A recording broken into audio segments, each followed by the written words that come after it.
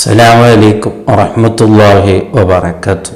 ബഹുമാനപ്പെട്ട സഹ്ൽ റളിയല്ലാഹു അൻഹു നമ്മെ ഉപദേശിക്കുന്ന ഒരു ചെറിയൊരു ഉപദേശമാണ്. വളരെ ഗൗരവമേറിയ, ശ്രദ്ധിച്ചു കേട്ടാൽ നമുക്ക് നമ്മുടെ ജീവിതത്തിൽ വളരെ ഉപകാരപ്പെടുന്ന ഒരു ഉപദേശമാണ് ബഹുമാനപ്പെട്ടവർ നമ്മെ ഉപദേശിക്കുന്നത്.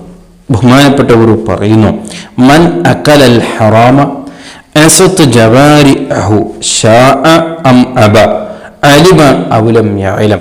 ഒരാളുടെ ഭക്ഷണം അത് ഹറാമ് മാത്രമാണെങ്കിൽ, അതായത് ഭക്ഷണം കഴിക്കുമ്പോൾ അവിടെ ഹലാലൊന്നും നോക്കാതെ, ഹറാമൊന്നും നോക്കാതെ, അതൊന്നും അള്ളാഹുവിൻ്റെ ഇഷ്ടം നോക്കാതെ, അള്ളാഹുവിൻ്റെ പൊരുത്തം നോക്കാതെ ഭക്ഷണം ഇങ്ങനെ അതിന് ഒരു നിയന്ത്രണം ഇല്ലാത്ത രീതിയിലാണ് ഒരാൾ ഭക്ഷിക്കുക എന്നെങ്കിൽ അസുത്ത് ജവാരി അഹു, അവൻ്റെ അവയവങ്ങൾ എന്നും ദോഷം ചെയ്തുകൊണ്ടിരിക്കും.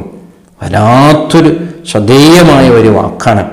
നാം നിരന്തരം ദോഷം ചെയ്യാനുള്ള കാരണം, പലപ്പോഴും നമുക്ക് നന്നാകണമെന്നുണ്ട്, എനിക്ക് ഇബാദത്ത് ചെയ്യണമെന്നുണ്ട്, ഇഖ്ലാസോടുകൂടെ ഖുർആൻ ഓതണമെന്നുണ്ട്, ധാരാളം നിസ്കരിക്കണമെന്നുണ്ട്, ജമാഅത്തിലേക്ക് എത്തണമെന്നുണ്ട്, മറ്റുള്ള ഹറാമികളൊക്കെ വിട്ടുനിൽക്കണമെന്നുണ്ട്. പക്ഷെ എന്നാലും എന്നെ കൊണ്ട് സാധിക്കുന്നില്ല. അതിൽ വലിയൊരു കാരണമാണ് ബഹുമാനപ്പെട്ടവർ നമ്മെ സൂചിപ്പിക്കുന്നത്.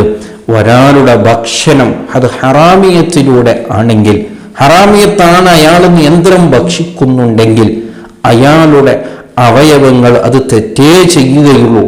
കണ്ണുകൊണ്ട് ഹറാമയവ നോക്കിയേ പറ്റൂ.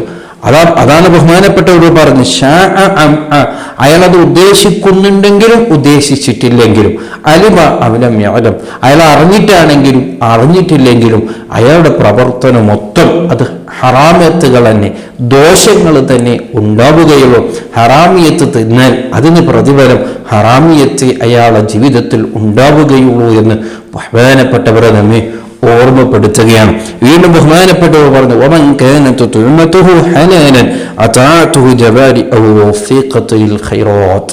ഒരാളുടെ ഭക്ഷണം അയാൾ വളരെ ഗൗരവത്തോടു കൂടെ സൂക്ഷിച്ചിട്ടാണ്, എനിക്കിത് ഹലാലായതാണോ, എനിക്കിത് തിന്നാൻ പറ്റിയതാണോ, ഹലാലല്ലെങ്കിൽ ഞാൻ ഒരിക്കലും അത് ഭക്ഷിക്കില്ല എന്ന രീതിയിലാണ് അദ്ദേഹത്തിൻ്റെ ജീവിതമെങ്കിൽ ധാരാളം ഖൈറാത്ത് എന്നൊരു വാക്കാണ് ബഹുമാനപ്പെട്ടവർ പറഞ്ഞത്. ധാരാളം ഖൈറാത്തുകൾ, ധാരാളം നന്മകൾ ചെയ്യാൻ അയാൾക്ക് തൗഫീഖ് അല്ലാഹു നൽകുമത്രേ.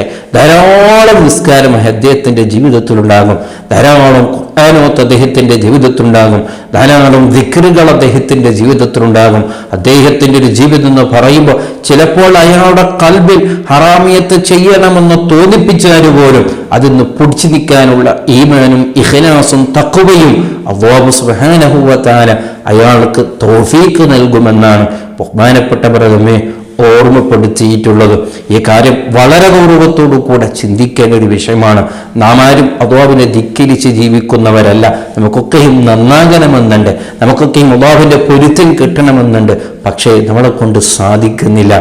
പലപ്പോഴും അതിന് വലിയ തടസ്സമായി നിൽക്കുന്നത് നമ്മുടെ ഭക്ഷണം തന്നെയാണ്. അതിന് വലിയൊരു നിയന്ത്രണം നമ്മുടെ ജീവിതത്തിൽ ഉണ്ടാകണം.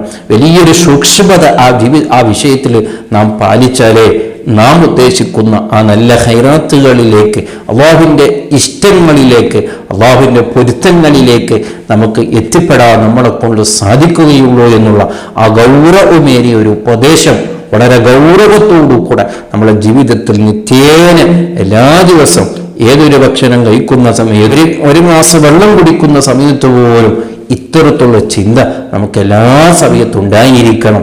അങ്ങനെ ഉണ്ടായാൽ തീർച്ചയായും അതിൻ്റെ പ്രതിഫലം, അതിൻ്റെ സന്തോഷം തീർച്ചയായും നമ്മുടെ കൽബിലും നമ്മുടെ ജീവിതത്തിലും നമ്മുടെ അവയവങ്ങളിലൊക്കെയും ഉണ്ടാകും. ആ വലിയ തൗഫീഖുകൾ കിട്ടുന്ന ആ നല്ലവരിൽ അല്ലാഹു നമ്മെ പെടുത്തുമാറാവട്ടെ. അസ്സലാമു അലൈക്കും വറഹ്മത്തുള്ളാഹി വബറകാതുഹു.